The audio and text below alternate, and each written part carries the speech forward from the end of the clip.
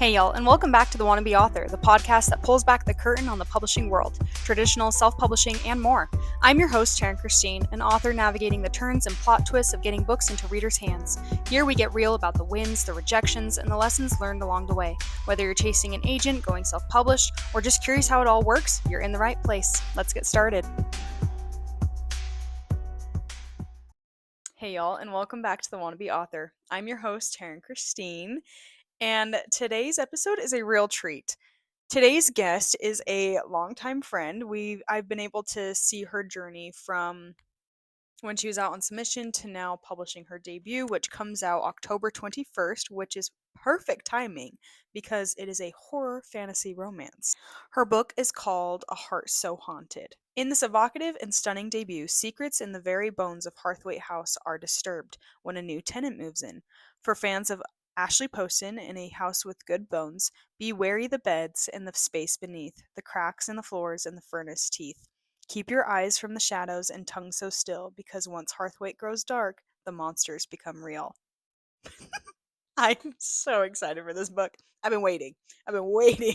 Now, with the we get to hear a little bit about how this stunning debut came to fruition, but also this author touched on some fabulous points regarding the emotional toll of being an author out on submission and realizing that when you go into the publishing industry, whether that be self-publishing and working with editors and teams, or into traditional publishing with also working with editors, teams, agents,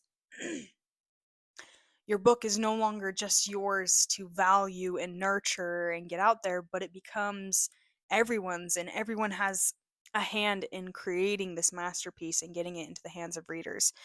And I just thought it was such an amazing point of view and perspective that she has on so many other aspects of the publishing industry that I cannot wait for y'all to listen to. Without further ado, it is my absolute honor to introduce you all to my friend, Hollie Nelson. Hollie, hi, welcome to the Wannabe Author.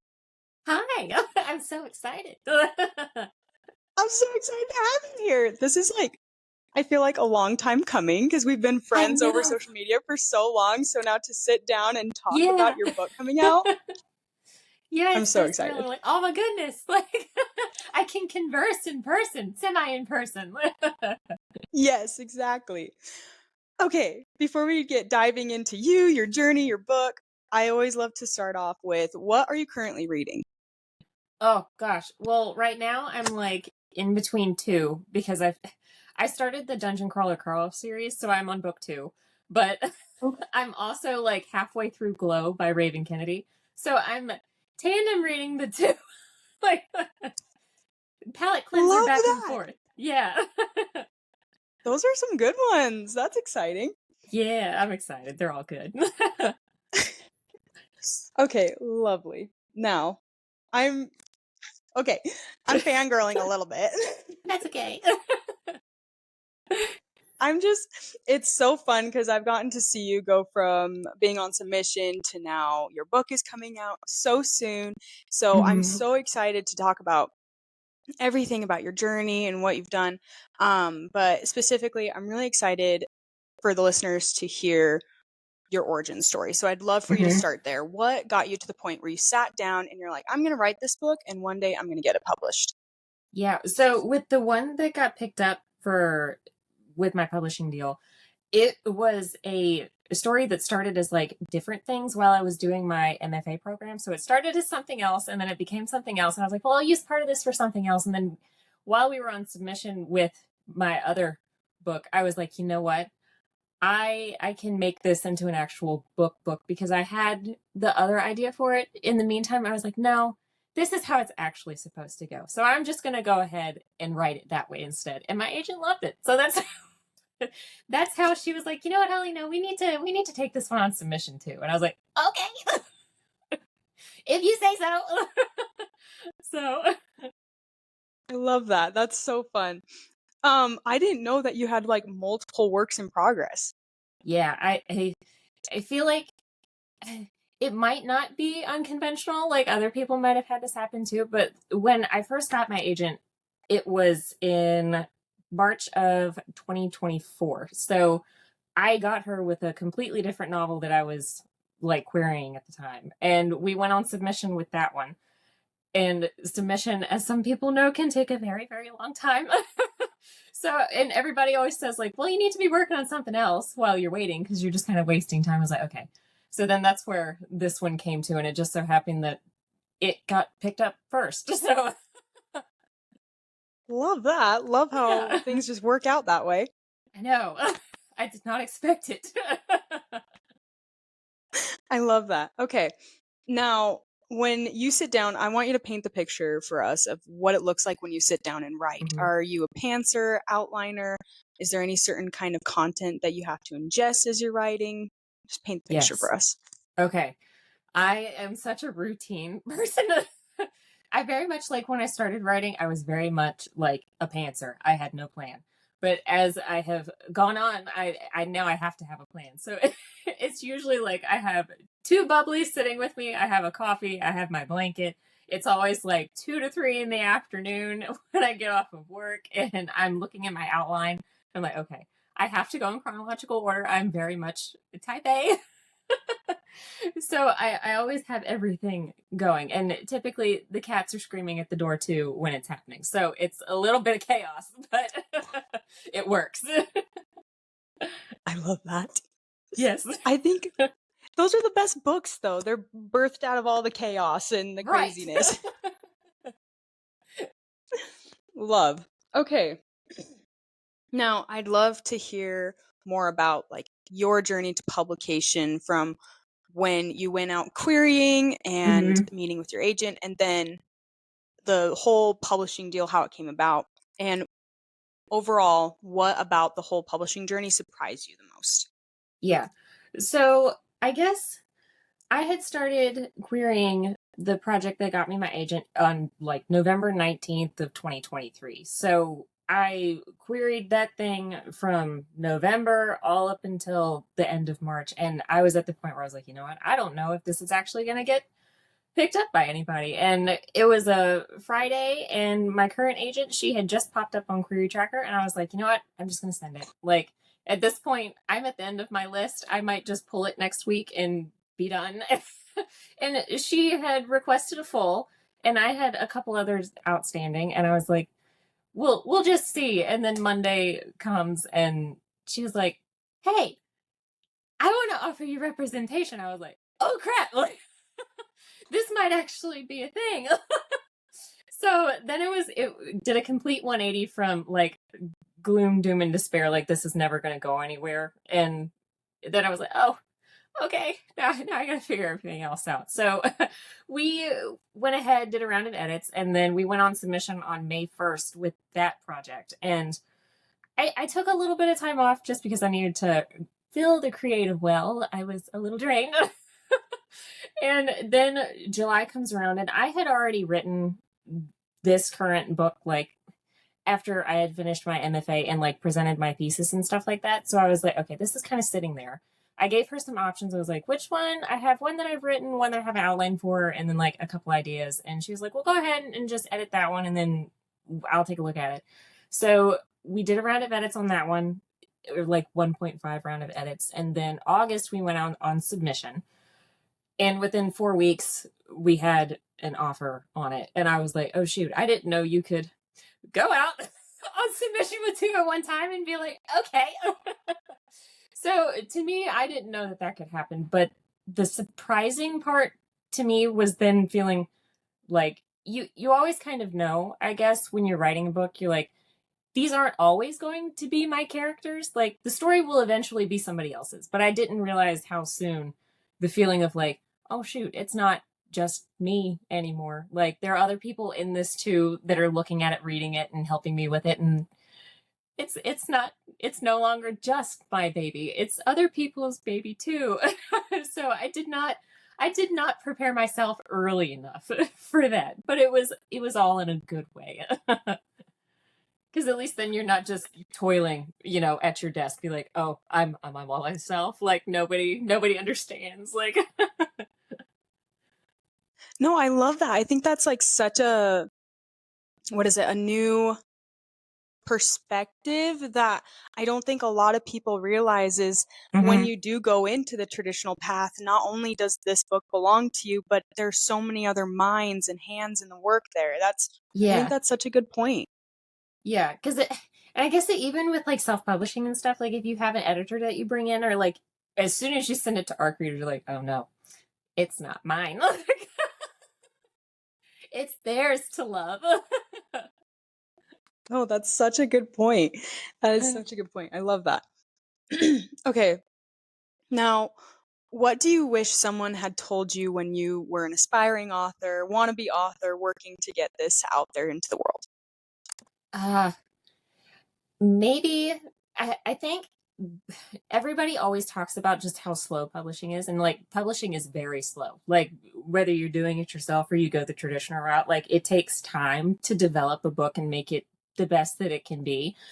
But then on the flip side, it was very much like, hey, you have a week to get this done. Like I need it back ASAP, and like we don't have room for any kind of extension because we're on, like, everybody's already said it, like it's going to the printers at a certain point. And I was like, oh shoot, I didn't I didn't know the 180 or the pressure, like expecting the pressure. I Because you go for so long just kind of, well, I'll go ahead and edit it and then we can get it done by tentative date kind of thing. And then all of a sudden there's other things that are impending.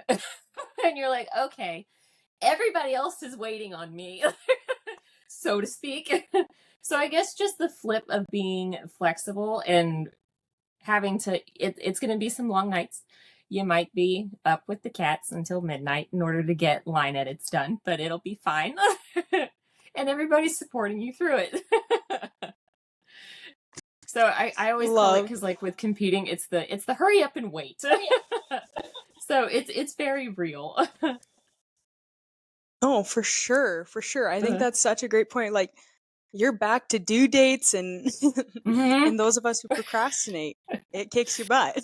Oh man, and I'm always like, man, no, Holly, you were great under pressure. Just go with it. Like it'll be fine. It's like when you were in college and then like, oh, I have an essay due at midnight. How many minutes do I have? 6. I can do it. Like Game on. right. Love. Okay, now, have you ever thought about giving up? And if so, what kept you going? Oh gosh. Besides the point when I was querying and I just told, I remember telling my parents, I was like, I'm gonna pull it. Like I don't know if it's this project, I don't know if it's the next project. Like I need to pull it and I need to regroup. But there was a point when we were on submission, and I think it still kind of comes up, especially with the first book. It's knowing that a project might die. It makes you kind of feel like, well, I kind of failed. But I think reframing it into thinking like, well, you didn't really fail and you're not really giving up on it. It wasn't it. Because at the end of the day, like the publishing industry is still a business. So if it's not working for marketing reasons, for whatever reason, like it's just not trending right now, or you don't find the right person, the right editor that's like, I love this and I want to see it all the way through, that doesn't necessarily mean that you're a bad writer or that it's a bad story. It's not working for that point. So I think knowing that when you feel that there are a lot of other moving parts and it's not necessarily just like, oh, I quote unquote gave up on it or it gave up on me. Like so that's something that I've had to really accept, I would say, and understand. Oh, I think that's a perfect point. I've actually had quite a few writers explain that, like, it's okay, it's not failure, but it's okay to put that book off to the side and just count it Hmm. as what's moving you forward instead of letting it Hmm. hold you back. Yeah, because So I think I get very caught up in the whole like, "Oh, but it's my baby. Like it's my little baby. Like, why wouldn't anybody else want it?" So it's hard yes. not to. Right. Like I'm like, well, I've spent all this time on it and you want somebody else to love it too, but it's still the the craft and the business aspect of it. So and there's just it's just the way of the land. Like Yeah. Yeah, I think I was talking with Alexandra Kennington, and we were talking about how you bleed onto these pages, and then all of a sudden it's a product to be bought and sold. Yeah. Oh my gosh. And then it hurts a little bit because it's like, but no, like these little people, like they've lived in my head for so long. I've talked to them, like you don't know them like I do. You don't understand. Like, but They then I deserve think their time. right. And it's like, I guess my hope that I've thought about it, it's like, I just hope that out of that toil and trouble that, a reader would be like, oh, well now this version of what they've made is now my little baby too. So I think taking a step back has been good for me and looking at it that way. Good, good. I'm glad. Well, thank you for sharing that. Yes. Okay. Um, this is the second season of the Wannabe Author, and we're really focusing on like conversation, connection, networking. So I've been asking, what is one conversation or exchange in your life, or even during this journey to publication, that has stuck with you? And it could be advice, kind words, harsh criticism, anything Hmm. like an enlightening perspective that has stuck with you. Oh gosh. Whenever I'm asked like any kind of advice question, I always think about this. It wasn't somebody in the publishing industry, but it was my AP English teacher in high school.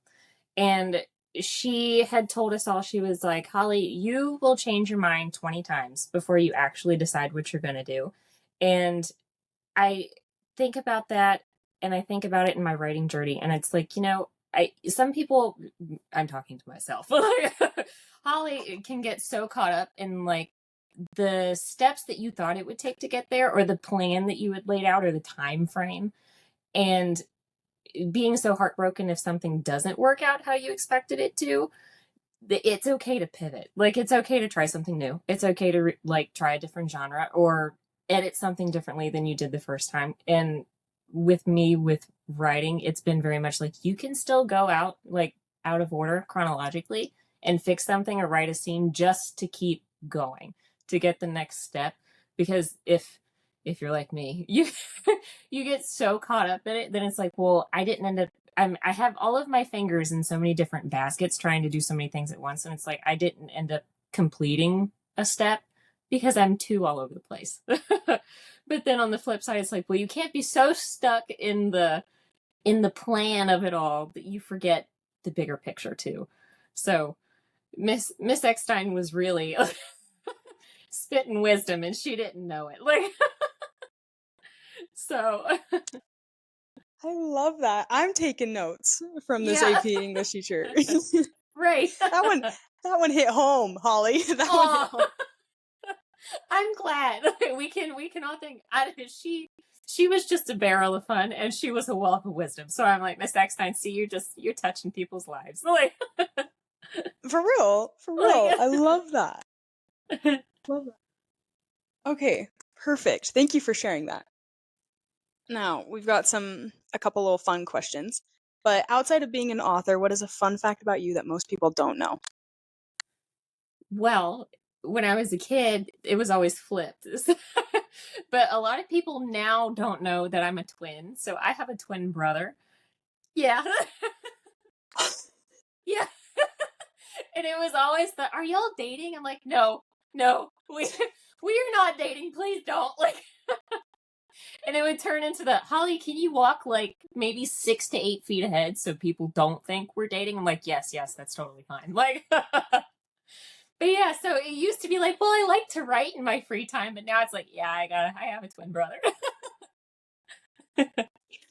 I love that. And I think that's why I chose to start asking that, is because a lot of us is like, that's our fun fact to people is, oh, I'm an author or I write or whatever. So Right. it's fun to kind of hear what else is out there. Uh-huh. That's so fun. Oh yeah. Okay. Okay, do you have a favorite trope to read or write in? Ugh. See, I'm always a classic, like my wife kind of trope. Like, you toss that in there, I'm like, I'm sold. Like, no matter what. But like, I really, really, if you're talking like micro trope, I love like sentient little things, like inanimate objects that you don't think about in like a normal day's time. Like, a sentient house is one thing, But you pull in like a sentient potted cactus or something, I'm sad. Like, so a little unconventional, but like I said, my wife, I'm sold. Don't even worry about it. Like, Those are both very valid choices. I'm a little all over the place. No, A I wide love it. range.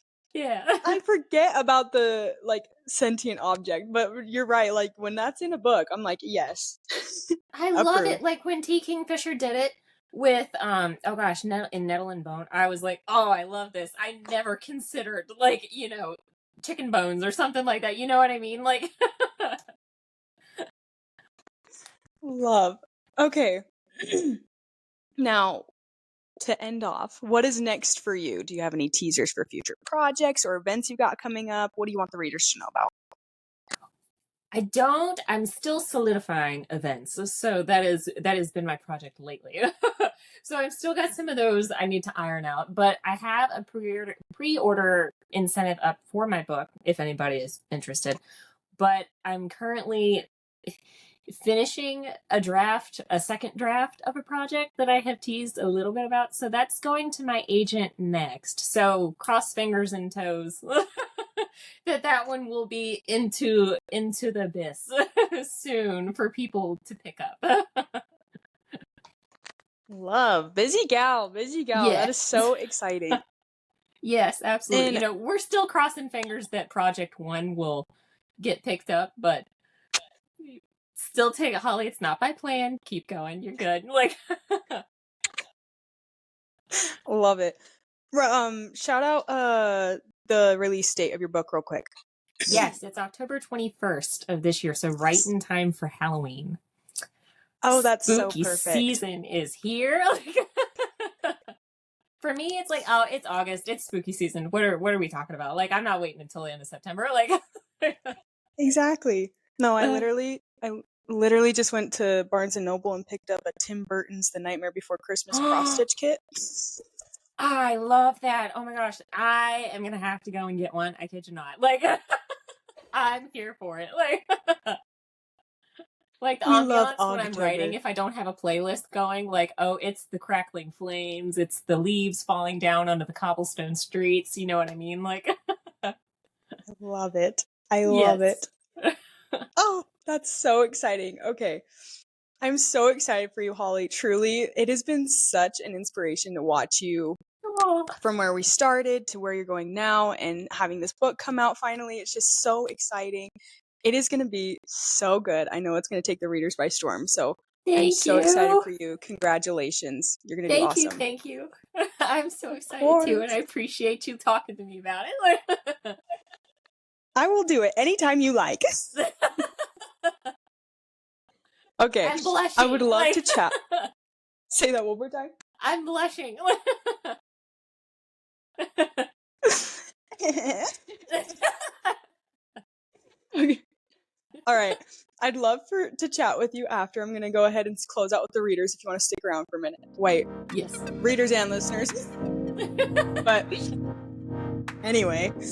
All right, y'all. Thanks for joining us today. We will see y'all next Thursday. Bye.